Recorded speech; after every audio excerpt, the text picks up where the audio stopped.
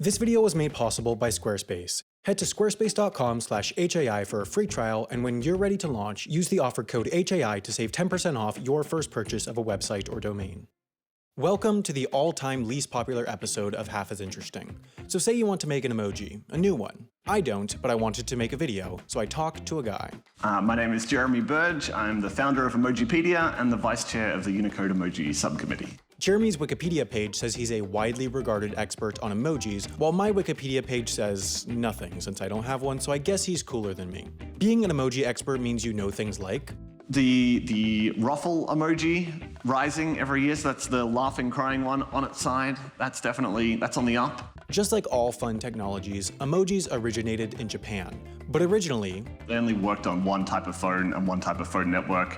And then all the other networks wanted to get on board, and they just didn't work very well cross-platform. Emojis quickly rose in popularity, but there was no one standard. What could happen is you could send a picture of a boy or a girl, and the other end it could end up as a piece of cake or a piece of sushi. It was chaos. Essentially, when one phone sends an emoji, it doesn't send the actual image of an emoji, it sends a code that corresponds to the image, and so if one phone's codes were different than another's, the wrong emoji could appear. But then the Unicode Consortium stepped in. Their primary purpose is to make sure that all 136,755 characters in their standard can be seen across every single computer and phone in the world. Nowadays, however, 2,666 of those characters are emojis. So anyone can submit a proposal for an emoji to the Unicode Consortium.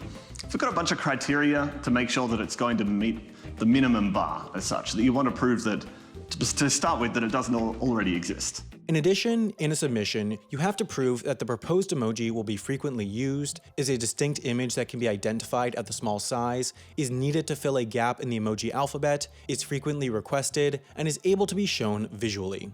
I just forgot the name of a casual acquaintance I've known for years and called them Bud emoji likely would not get accepted since it's just too abstract. There are also certain factors that will disqualify a candidate emoji. For example, Unicode generally denies emojis that are too specific. For the same reason, they won't approve submissions for specific people, brands, or locations.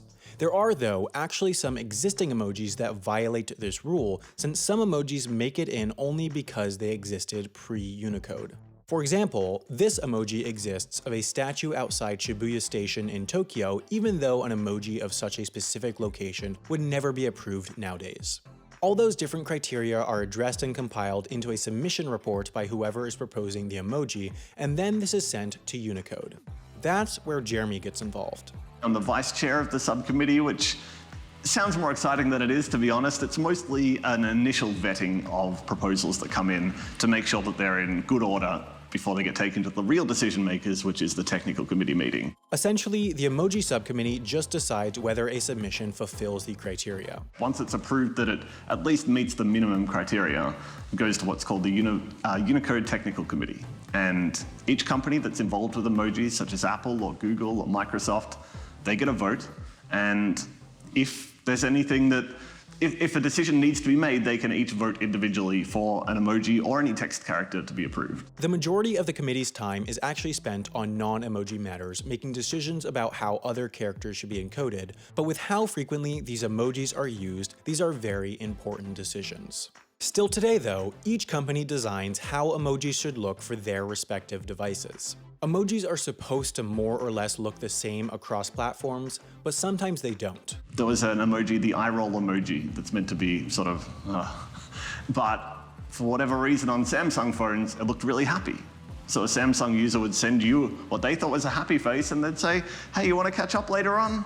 Happy face. And then you'd get an emoji, a message that says, hey, do you want to catch up later on?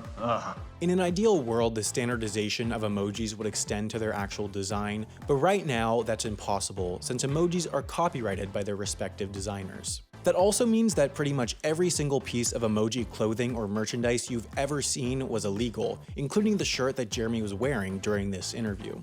But if you want to create an illegal emoji merch store though, please don't use Squarespace. There's probably something in their terms of service against doing that. But if you're doing legal stuff, you should absolutely have a Squarespace website. If you run any sort of business or hope to, you should have a professional internet presence because how else are people going to find you? In a phone book? If you know absolutely nothing about design, like me, don't worry, because Squarespace has amazing templates that pretty much make it impossible to build a bad-looking website. Their website builder does, however, have powerful customization tools so you can make exactly what you want to make. Best of all, you can go to squarespace.com/HAI for a free trial, and then when you're ready to launch, use the offer code HAI to save 10% off your first purchase of a website or domain.